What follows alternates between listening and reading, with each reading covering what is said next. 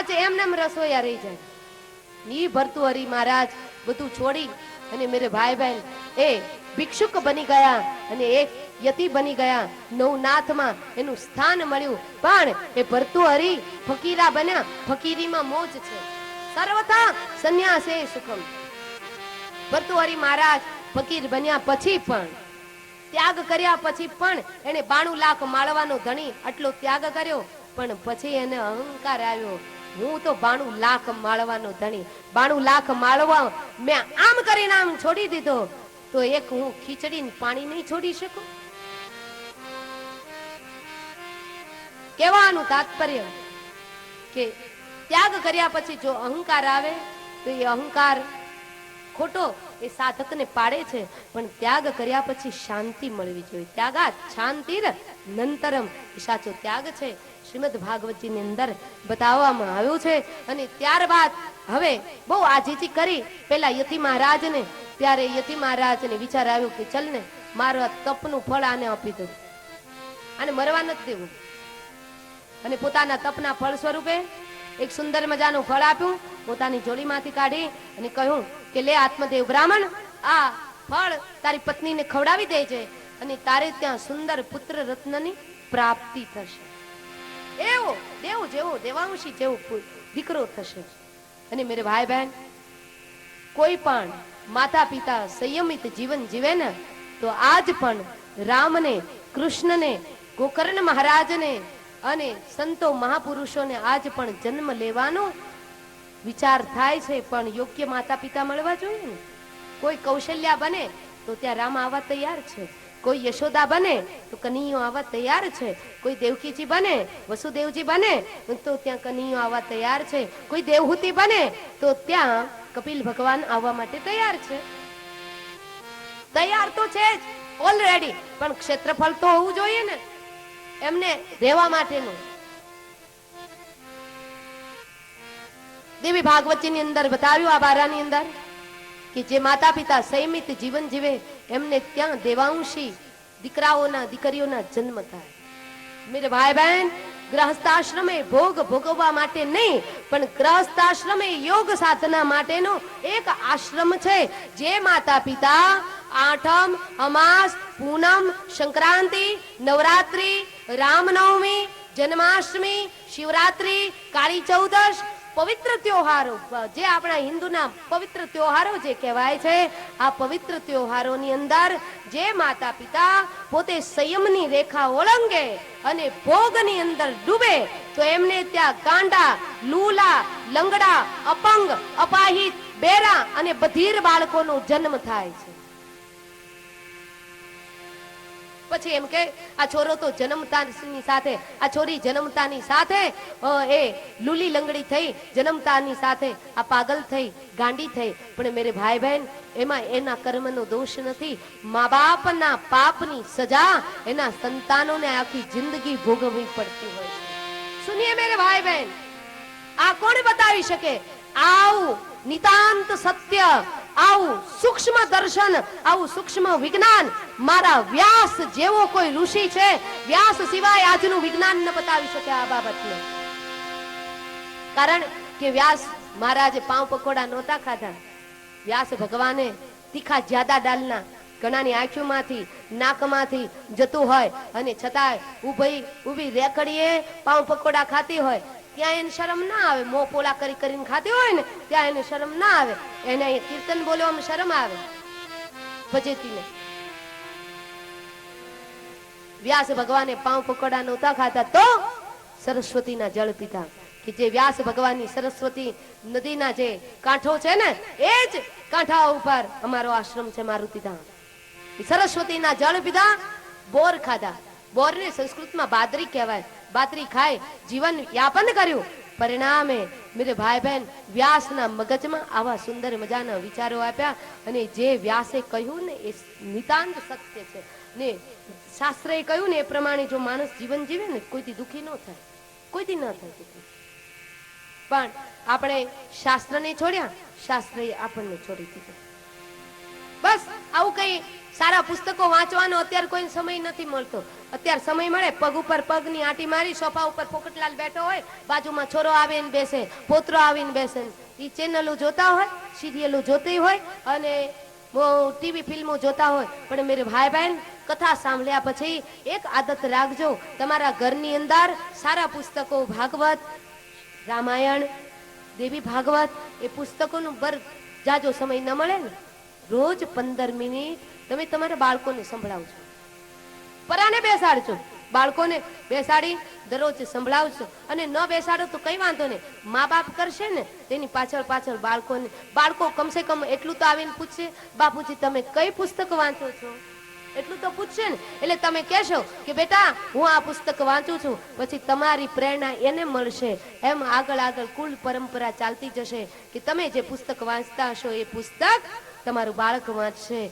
પણ કુવામાં હશે તો અવેડામાં આવશે, ચૂલામાં હશે તો આગવણમાં આવશે, ભેંસ ભાગે તો એની પાછળ પાડું ભાગે. આ નિયમ છે, એ મારે તમને ના કહેવું પડે. એટલે મા બાપ જેવું કરતા હશે એવું જ એના સંતાનો કરશે. કઈ કથા સાંભળ્યા પછી બીજું કઈ યાદ ન રહે ને તો કઈ વાંધો નહીં. અમારા ભાઈઓને એક નમ્ર અપીલ છે કે મેરે ભાઈ બહેન, તમારા બાળકોની જો જિંદગી સુધારવી હોય ને તો તમારા બાળકોની સામે કોઈ તમે બીડીયું પીવો તો વાંધો નહીં, પીતા કરો, બીજું શું. કારણ કે 35 વર્ષના જૂના વ્યસન હોય એ તો કોક એવો બળવીર હોય તો છોડી શકે, શુરવીર હોય તો છોડી શકે, બાકી ઘણા વ્યસનો ન જાય. પણ તમારા છૂટે નહીં તો કઈ વાંધો નહીં, પણ તમારા બાળકોની સામે ખબરદાર જો બીડી પી છે તો તમારા બાળકોની સામે કોઈ દી ચૂટકી નહીં ખાતા, તમારા બાળકોની સામે ક્યારે કોઈ દિવસ તમાકુ નહીં ખાતા. કારણ કે બાપ બીડી પીશે ને તો છોરો બાપને ખબર નહીં હોય ને એમ ઠૂઠા પીશે. બરાબર છે. છોરાને એમ થશે કોઈ જન્મથી વ્યસન કરીને નથી જન્મ થયો. કોઈ બાળક જન્મતાની સાથે જન્મે તેને કોઈ જાતનું વ્યસન હોય છે? કોઈ જાતનું વ્યસન નથી હોતું. પણ વ્યસન કોણ કરાવે છે? કાં તો માં કરાવે ને કાં બાપા કરાવે. તમારા બાળકોને હાથ પકડી તમે લઈ જજો. ક્યાં? મંદિરની અંદર લઈ જજો, સત્સંગ ચાલતો હોય ત્યાં લઈ જજો. પણ તમે તમારા બાળકોની મર્યાદા ક્યારેય છોડશો નહીં.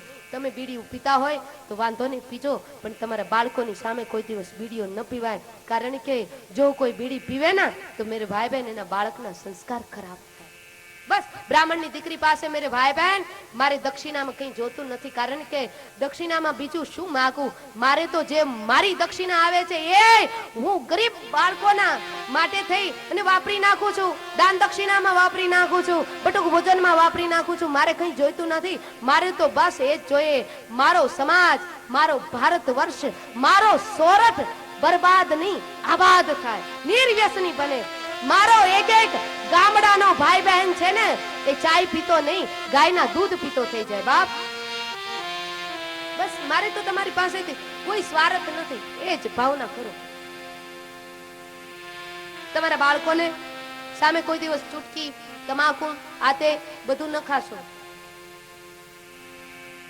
જેને ચાય છોડવાની ઈચ્છા થાય છોડી દેજો બાપા. કારણ કે બાળકની નિર્વ્યસની કરાવવું હશે તો તમારે પોતે નિર્વ્યસની થવું પડશે.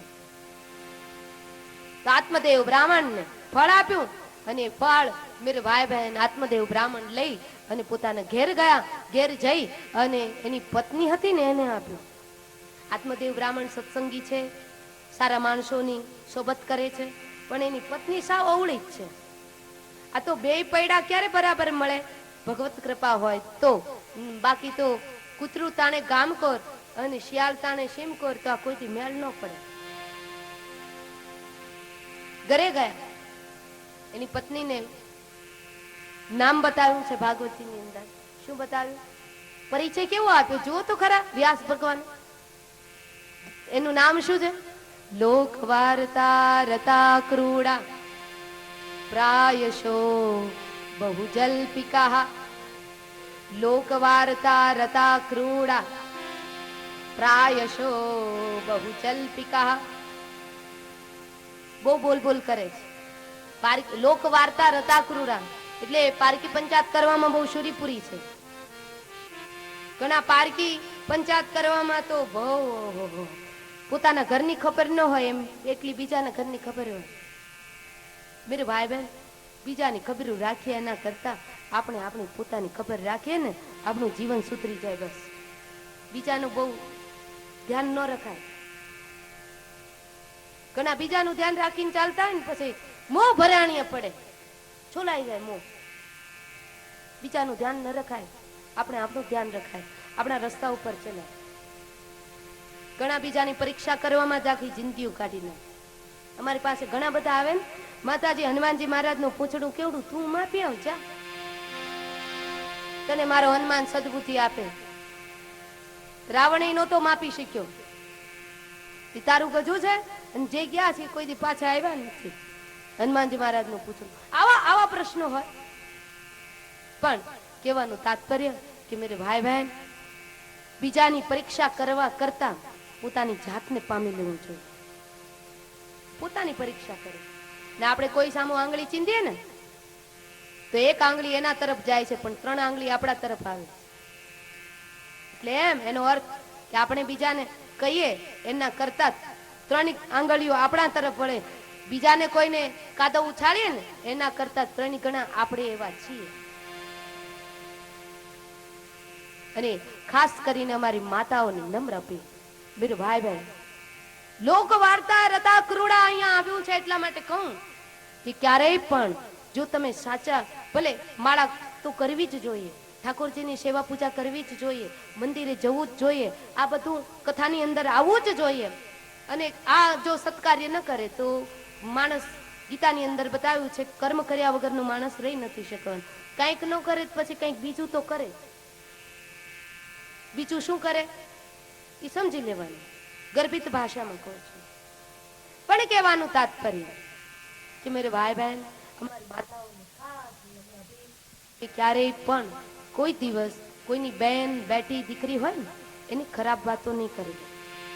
જે હોય એનું કર્મ, પણ ક્યારેય કોઈ દિવસ કોઈના ચારિત્ર્ય ઉપર કલંકના છાંટા નહીં ઉડાડવા. તમે જોયું છે, જાણ્યું છે, તમારી આંખે જોયેલું ક્યારે ખોટું હોઈ શકે?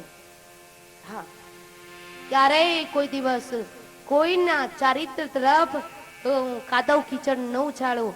તમે આપણે કોઈની વાત કરીએ, કદાચ કોઈની બેન બેટીની ખરાબ વાત કરીએ, પણ એ પહેલા એવું વિચારો ને કે બેન બેટી ફલાણા ભાઈની દીકરી આમથી તેમ, ત્યાંથી આપણે વાત શરૂ કરીએ. પણ એના પહેલા આપણે એવું વિચારીએ કે આ દીકરી મારી જ છે, તો કેવું આંચકો લાગશે. કથા શ્રવણ કર્યા પછી ક્યારેય કોઈ દિવસ કોઈની ખોટી વાત ન કરવી. સ્કંદ પુરાણની અંદર બતાવવામાં આવ્યું છે કે જે વ્યક્તિ બીજા ઉપર કલંકના છાંટા ઉડાડે ને એને બીજા જન્મે ચામાચીડિયું બનવું પડે. હા, ચામાચીડિયાની યોની 84 લાખ યોનીમાં ચામાચીડિયાની યોની સૌથી નિકૃષ્ટ યોની, સૌથી ખરાબ યોની. શું કામ? કે ચામાચીડિયું મોઢેથી જ જમે, મોઢેથી જ વિષ્ટા ઓકે. બીજું, બને ત્યાં સુધી ક્યારે કોઈ દિવસ કોઈને અદેખાઈ ન કરે. આજ આપણી પૂજા છે, આજ આપણી સેવા છે. ઠાકોરજીની, બાલગોપાલની આપણે સેવા કરતા હોય, દુનિયાની અદેખાઈ કરીએ તો એ પૂજા સેવા ઠાકોરજી સુધી પહોંચે નહીં. ત્યારે કોઈ દિવસ કોઈને અદેખાઈ ન કરી. કારણ કે અદેખાઈ કરે ને બીજાની પ્રગતિ ઉપર, બીજાના ઉન્નતિ ઉપર જે અદેખાઈ કરે તેને બીજા જન્મે નાગપાચમનો દેવ બનવું પડે, બિચ્છુ બનવું પડે. કારણ કે નાગમાં શું હોય? ઝેર હોય. બિચ્છુમાં શું હોય? ઝેર હોય. તો બીજા જન્મે જેને મનખા દેહ મળ્યા પછી જો અદેખાઈ કર્યા કરે, બીજાની ઈર્ષા કર્યા કરે, કોઈના છોરો આગળ આવે ને તો એમ કે લે, કાલ સવારે તો ફાટેલા તૂટેલા કપડા પહેરીને ફરતો હતો ને આજે તો બોલેરામ ફરવા માંડ્યો. તો વળી ત્રીજો એમ કે હપ્તે લઈ આવ્યો લાગે, તને બહુ પેટમાં બળતું હોય તું ભરી આવ જા એના હપ્તા. કોઈને અદેખાઈ ન કરાય, કોઈની ઈર્ષા ન કરાય, કોઈનો તેજો દ્વેષ ન કરાય.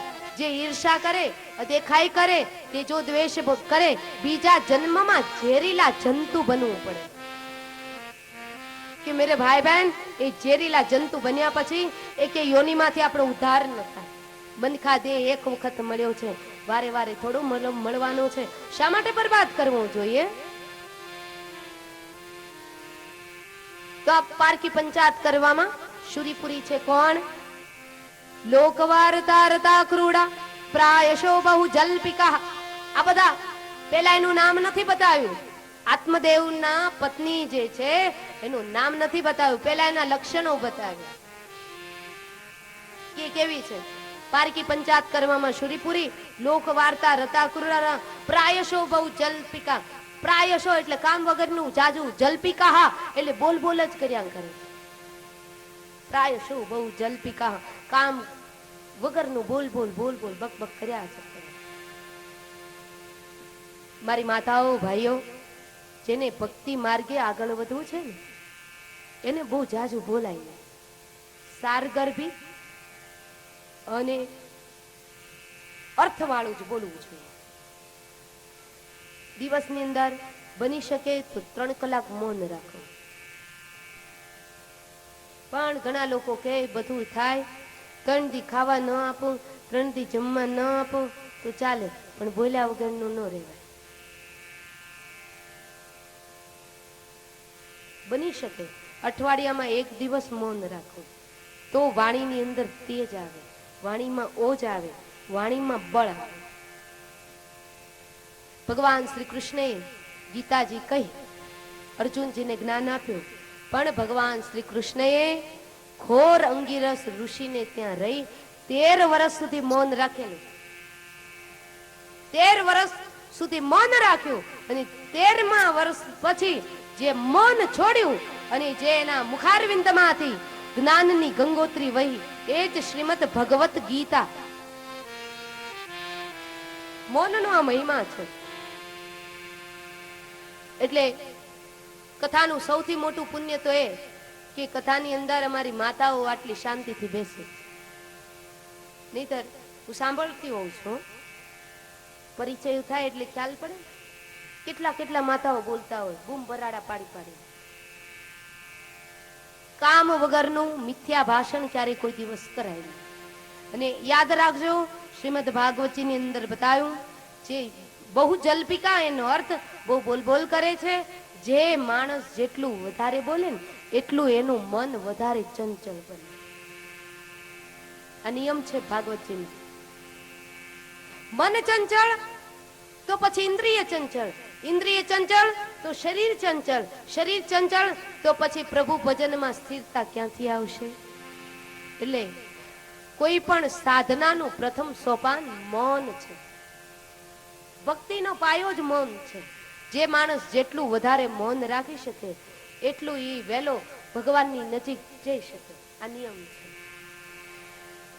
રણછોડદાસજી મહારાજે 12 વર્ષ સુધી મૌન રાખ્યું.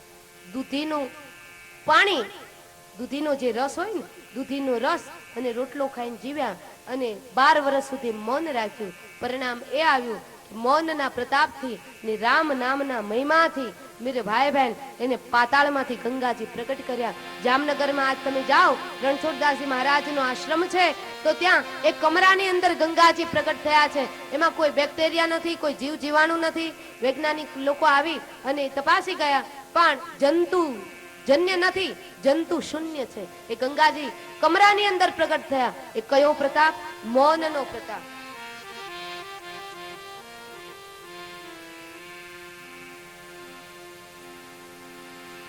ગાંધીજીએ મૌન રાખતા અને રામ નામનો મહિમા લીધો. પરિણામ એ આવ્યું કે મેરે ભાઈ બહેન, જે મશીન ગનો હોય છતાંય બ્રિટિશરો ન ભાગી શકે, એ મૌનના મહિમાથી રાતના 12 વાગે બ્રિટિશરોને ભારત આઝાદ કરીને જવું પડ્યું. શેનો પ્રતાપ? મૌનનો પ્રતાપ. બની શકે એટલું મૌન રાખવું. મૌનમાં અજબ શક્તિ છે અને એ તો તમે જેથી આચરણમાં મૂકશો તેથી ખબર પડશે મૌનનો મહિમા કેટલો છે. જાજુ ન થઈ શકે તો કઈ વાંધો નહીં, પણ દિવસમાં 1 કલાક તો મૌન રાખો. કારણ કે વૃક્ષો બોલે, પાંદડામાંથી સંગીત નીકળે, નદીઓ વહેતી હોય તો એમાંથી સંગીત નીકળે, સમુદ્ર ખળભળતો હોય તો એમાંથી સંગીત નીકળે. પણ માણસ જ્યારે બોલે ને ત્યારે માણસના મોઢામાંથી હુંકાર પ્રગટ થાય અને એ હુંકાર ઈશ્વરના સંગીતને, ઈશ્વરનું જે અસ્તિત્વ છે એ અસ્તિત્વના સંગીતને માણસના હુંકારે બેસુરું કરી નાખે. આ બધું કબૂતરોનું ઘૂ ઘૂ ઘૂ, ચકલા ઉંદર ચૂં ચૂં ચૂં, બિન પિયાસીની કવિતા છે જુનાગઢ વાળા. પણ કહેવાનું તાત્પર્ય મેરે ભાઈ બહેન ફરી ફરીને એક વાત ઉપર આવું કે અડધા જ શ્લોકની અંદર 1 કલાક ચાલે ને એટલા ભાગવતજીના એક એક શ્લોકની અંદર સામર્થ્ય સમાયેલું કે એક એક કલાક નહીં પણ ગોપિકા ગીત ઉપર તો 6 મહિના સુધી વ્યાખ્યાન ચાલે. એટલું એક એક ગોપી ગીતની અંદર એક એક શ્લોકનો આટલો મહિમા છે. લોક વાર્તા રતા કુરુડા પ્રાય શો બહુ જલ્પિકા. જેટલું બની શકે એટલું મૌન રાખવું. આ જે આત્મદેવ બ્રાહ્મણની જે પત્ની હતી ને એ વાતે વાત બોલ્યા જ બહુ કરે. ઘણા માણસને હક જ ન હોય, બેઠાય હક ન હોય, સુતાય હક ન હોય, જમતાય શક ન હોય. ઘણા માણસો બહુ બોલે ને એના ઉપર બહુ ભરોસો ન કરવો. સંસારની બહુ વાતો. ઘણા લોકો એમ કે તમે તે નથી બોલતા, 6 કલાક બોલો. અમે જે બોલીએ છીએ સારગર્ભિત બોલીએ છીએ, શાસ્ત્રની વાત બોલીએ છીએ અને હરિનામ બોલીએ છીએ. હરિનામની અંદર તો વાણી શુદ્ધ બને છે. કથા એ અમારું વ્યસન છે. ઘણા લોકોને ચાય વ્યસન હોય, ઘણાને ચૂટકી વ્યસન હોય, ઘણાને તમાકુ વ્યસન હોય, પણ અમારે તો કથા એ અમારું વ્યસન છે. એટલે અમારાથી બોલ્યા વગર રહેવાતું નથી. પણ કહેવાનું તાત્પર્ય કે દિવસની અંદર બની શકે ને તો ઓછામાં ઓછું 1 કલાક મૌન રાખવું અને બની શકે તો જમવા સમયે મૌન રાખવું. તમે જમો ને ત્યારે મૌન રાખે. જે જમતા સમયે મૌન રાખે ને એને આખા દિવસનો ઉપવાસ કર્યાનું પુણ્ય ફળ મળે. મૌન એ મોટામાં મોટું તીર્થ છે. સ્કંદ પુરાણની અંદર ઋષિ મુનિઓએ સુત પુરાણી મહારાજને પૂછ્યું કે મહારાજ શ્રી બતાવો ના આ જગતની અંદર સૌથી મોટામાં મોટું તીર્થ કયું, મોટામાં મોટું ધામ કયું, મોટામાં મોટું તપ કયું. ત્યારે સુત પુરાણી મહારાજે સ્કંદ પુરાણની અંદર બતાવ્યું કે શૌનકાદિક ઋષિઓ સાંભળો, આ જગતની અંદર સૌથી મોટામાં મોટું તીર્થ ધામ અને તપ જો હોય તો મૌનમ તીર્થમ. મૌન એ મોટામાં મોટું તપ છે, મોટામાં મોટું જાપ છે. જ્યાં બેઠા હો ત્યાં મૌન રાખવું અને મૌન રાખ્યા પછી શું કરવાનું? હાથમાં હરિનું કામ, ઘરનું કામ, એમ માનવાનું કે અમે ભગવાનનું કામ કરીએ છીએ અને મોઢામાં પ્રભુનું નામ. બસ આટલું કરીએ ને તો પરમાત્મા દ્વારકા વાળો ક્યાંય છટો. બાકી તો બીજાના નામ લીધા તોય શું, ન લીધા તોય શું. કારણ કે આ સંસાર હસાર છે મેરે ભાઈ બહેન. અંત ઘડીએ નારાયણનું નામ યાદ આવશે અને નારાયણ આપણી સહાય કરવા માટે આવશે. સંસારી કોઈ સહાય નહીં કરવા માટે આવે. સંસારીઓ તો બધા સ્વાર્થીઓ અંત સમયે ભેગા મળીને વિટળાઈ જશે કે ક્યારે આ ફજેતીના શરીરમાંથી પ્રાણ જાય અને ક્યારે એની જમીન હાથમાં આવી જાય. સાચું નારાયણનું નામ દુનિયા જૂઠી છે તમામ. સાચું નારાયણનું નામ દુનિયા જૂઠી છે તમામ. સાચું નારાયણનું નામ દુનિયા જૂઠી છે તમામ. સાચું નારાયણનું નામ દુનિયા જૂઠી છે તમામ. સાચું નારાયણનું નામ દુનિયા જૂઠી છે તમામ. સાચું નારાયણનું નામ દુનિયા જૂઠી છે તમામ. દુનિયા જૂઠી છે તમામ. દુનિયા જૂઠી છે તમામ. દુનિયા જૂઠી છે તમામ. દુનિયા જૂઠી છે તમામ. સાચું નારાયણનું નામ દુનિયા જૂઠી છે તમામ. સાચું નારાયણનું નામ દુનિયા જૂઠી છે તમામ. સાચું નારાયણનું નામ દુનિયા જૂઠી છે તમામ. હરિ બોલ. સાચું નારાયણનું નામ દુનિયા જૂઠી છે તમામ. જય હો.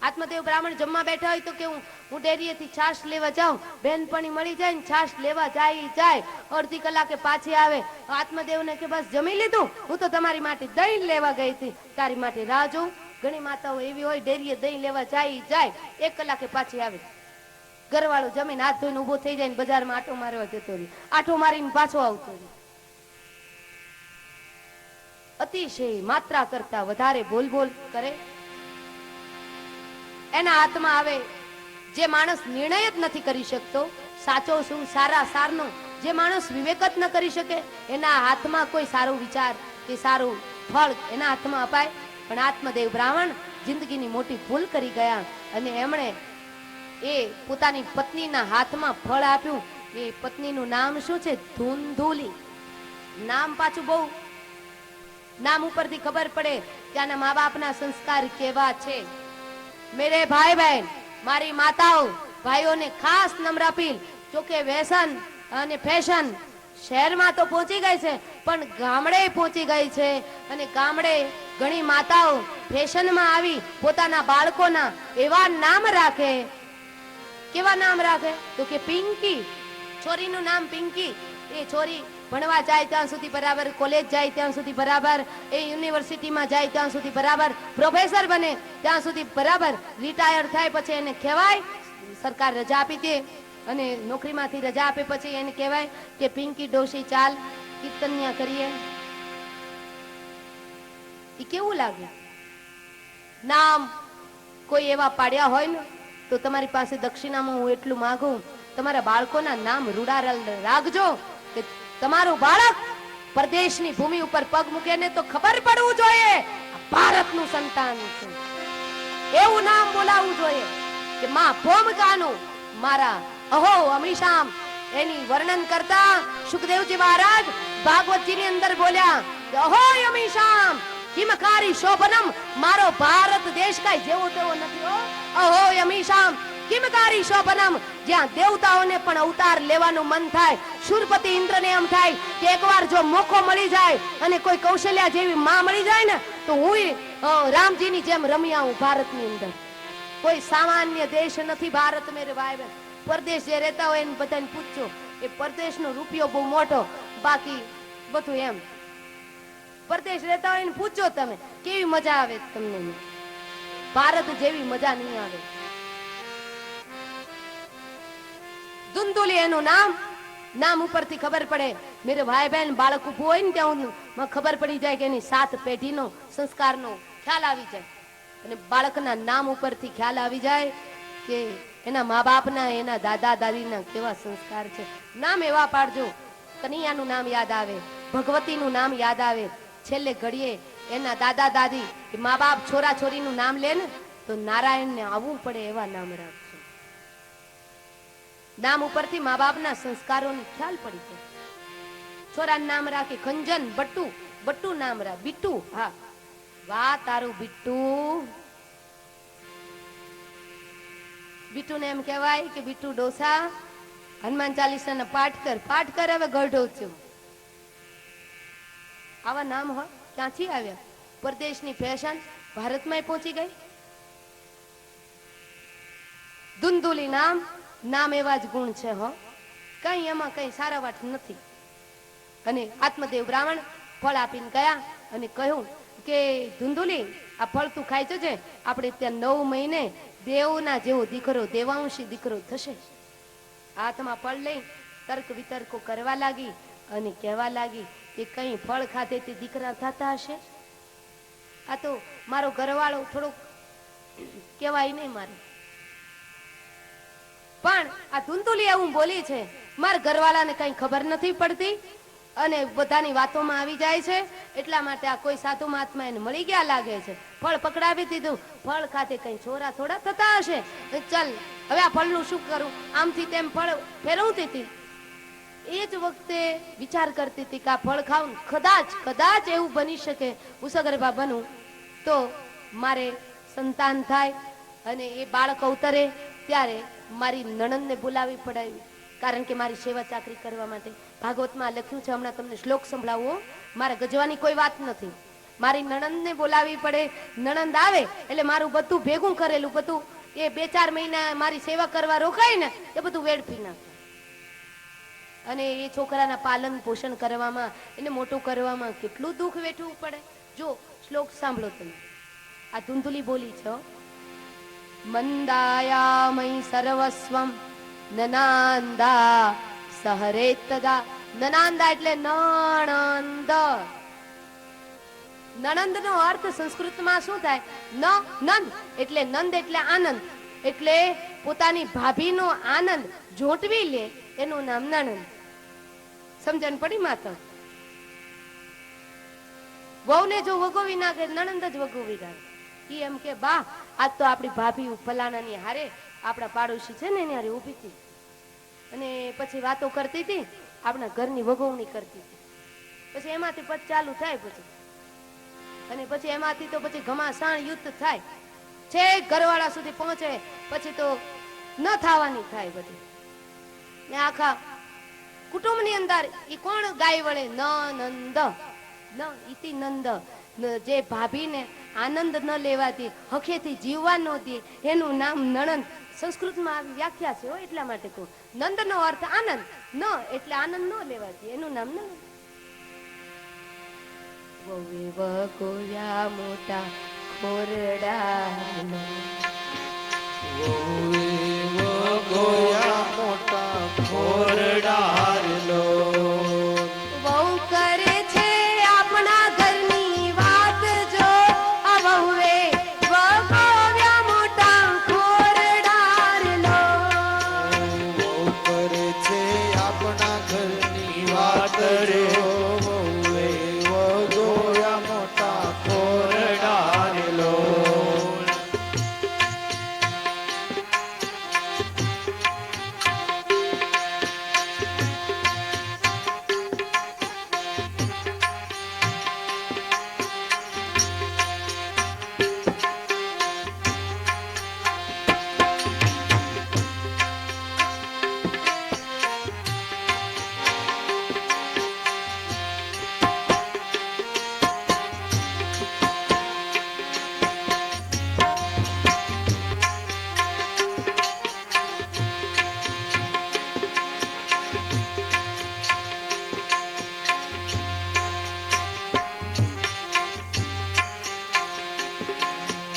નંદીએ જઈ સાસુને સંભળાવ્યું રે લો.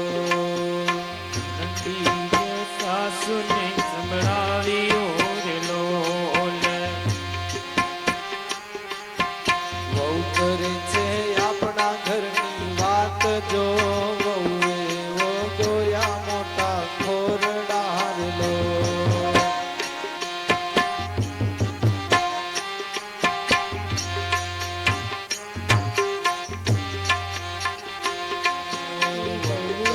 વગોવ્યા મોટા ખોરડાનો.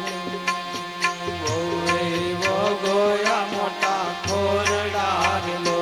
બોલે વહુ કરે છે આપણા ઘરની વાત જો, વહુએ વગોવ્યા મોટા ખોરડાનો. વહુ કરે છે આપણા ઘરની વાત જો. વહુએ વગોયા મોટા ખોરડાનો. નણદીએ જઈ સાસુને સંભળાવ્યું રે લોલ. નંદીએ જઈ સાસુને સંભળાવ્યું રે લોલ. એ સીઆઈડી જ કરતી હોય. મારી ભાભી શું કરે છે, કઈ રીતના તૈયાર થાય, કેવા કલરની સાડી પહેરે, પછી કે બા આ તો આપણી ભાભીને આ સાડી નહોતી પહેરવી જોઈતી, તોય આવી કિંમતી સાડી ઘરમાં પહેરી નાખે. પણ ભલે ને પહેરી નાખે. એ નણદી કરે છે, એ નણદીએ સાસુને જઈ સંભળાવ્યું રે લોલ.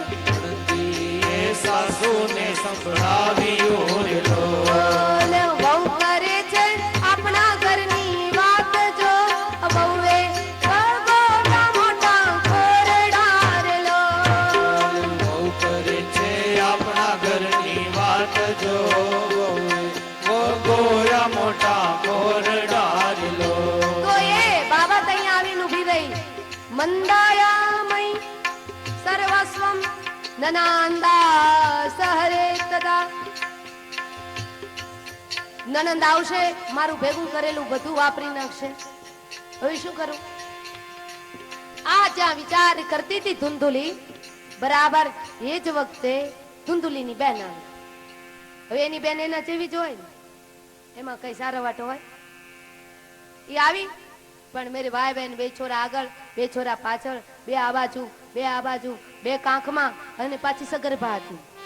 આત્મદેવ બ્રાહ્મણ ને ત્યાં જમવાનું ઘણું, પણ જમવા વાળા નહોતા. અને જે આ બીજી જે બેન આવી ને, એને ત્યાં જમવા વાળા ઘણા હતા, પણ જમવાની જુવાર નહોતી. આ વિષમતા રહેવાની રહેવાની રહેવાની.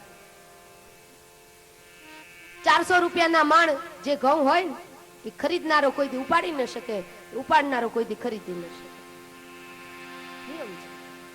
આવી અને કેવા લાગી કે બેન, તે હાથમાં કયું ફળ રાખ્યું છે? તું કે આ જોને તારો વને એવી કઈ સમજે નહીં. સાધુ બાવાની હારે સોબતું કરે અને આ ફળ લઈ આવ્યો અને એમ કહે છે કે આ ફળ ખાવાથી છોરું થશે, સંતાન પ્રાપ્તિ થશે. ધુંધુલીની બેન વળી એનાથી નાસ્તિક, એટલે એને કહ્યું કઈ ફળ ખાધે સંતાન પ્રાપ્તિ થોડી થાય. એક કામ કર, આ છે ને ફળ સામે કાય છે ને, ખવડાવી દે. તું ને હું એક સોદાબાજી કરીએ. ઘણા માણસો વાતે વાતમાં સોદાબાજી જ કરતા હોય. તું ને હું સોદાબાજી કરીએ ત્યારે તારી ત્યાં બેન, મોટી બેન, જમવાનું ઘણું, જમનારા નથી. મારે ત્યાં જમનારા ઘણા, પણ જમવાનું નથી. એક કામ કરીએ, તું છે ને સગર્ભા સ્ત્રીનો શ્વાંગ સજ અને કામની અંદર એવી જાહેરાત કરી દે કે હું સગર્ભા છું અને મારે ત્યાં, હું પણ સગર્ભા છું, મારે ત્યાં જે દીકરાનો જન્મ થશે એ હું તને આપી દઈશ. એના બદલામાં તું મને પૈસા આપજે, તારું ને મારું બેયનું ચાલશે. પેલી કે આ તો વાત બહુ સરસ સરસ સરસ, તાલી પાડી. તારું ને મારું બેયનું ચાલશે. આ પ્રમાણે યોજના ઘડાઈ ગઈ. આત્મદેવ બ્રાહ્મણ જે હતા, એ આત્મદેવ બ્રાહ્મણ પોતે કઈ ખબર નથી. એના ગયા પછી જ આ બધી વ્યૂહરચનાઓ ગોઠવાણી અને ત્યારબાદ ફળ ગાયને ખવડાવી દેવામાં આવ્યું. આ બાજુ ધુંધુલીની બેન સગર્ભા બની. એમના ઉદરેથી જે બાળક જન્મ્યું, એ બાળક એમણે ધુંધુલીને આપ્યું છે અને ધુંધુલી એના બદલામાં રૂપિયા આપ્યા. આ રીતના સોદાબાજી થઈ. આત્મદેવ બ્રાહ્મણ આ બાબતથી સાવ અજાણ, પણ આ બાજુ એક સંતની પ્રસાદી હતી. એ કેમ વિફળ જાય મેરે ભાઈ બહેન? વિફળ ન ગઈ. ગાયના ઉદરેથી પણ ગાય જેવો જ એક બાળકનો જન્મ થયો.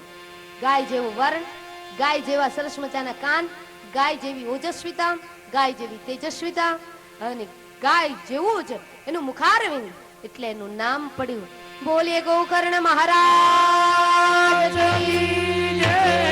ગોકર્ણ મહારાજ કી જય. ગોકર્ણ મહારાજ કી જય. મેરે ભાઈ બહેન, સિદ્ધ સંતો છે ને, એની પ્રસાદી કોઈ દી વિફળ નથી જતી. મચ્છંદર નાથ એક ગામની અંદર ફરતા, નવનાથના નામ તમે સાંભળ્યા ને, એમાંથી મચ્છંદર નો ચેલો ગુરુ ગોરખ બોલ્યા. મચ્છંદર નાથ ફરતા ફરતા એક ગામની અંદર આવ્યા અને એ ગામની અંદર એક બેન પુત્ર વગર રડતી હતી. ત્યાં આવી અને મચ્છંદર નાથે ભોજન લીધું. પછી બેન રડવા લાગી. તે મચ્છંદર નાથે પૂછ્યું કે માઈ તમે શું કામ રડો છો? તો કે મારા રડવાનું કારણ એ મારી દીકરો નથી. તો કે માય એક કામ કર, મારી ધૂણાની ભસ્મ છે ને, એ રક્ષા રાખને, રક્ષા કહેવાય સંસ્કૃતમાં, એટલે એ હું તને આપું છું રક્ષ, એ તું ખાજે. તારી ત્યાં 9 માસ પૂર્ણ થશે ને, એટલે મારા જેવો ત્યાગી જોગંદરનો જન્મ થશે તારી ત્યાં, તારા કોખેથી. અને તું એટલું યાદ રાખજે માય કે તું તારું જે વાંજ્યા મેણું છે ને, એ મટશે ખરું, પણ 12 વર્ષ થશે ને એટલે હું મારી પ્રસાદી પાછી લેવા આવી જઈશ. કારણ કે મારો ઈ ચેલો બનશે અને હું એનો સદગુરુ બનીશ. નવનાથમાં એની સ્થાપના થશે.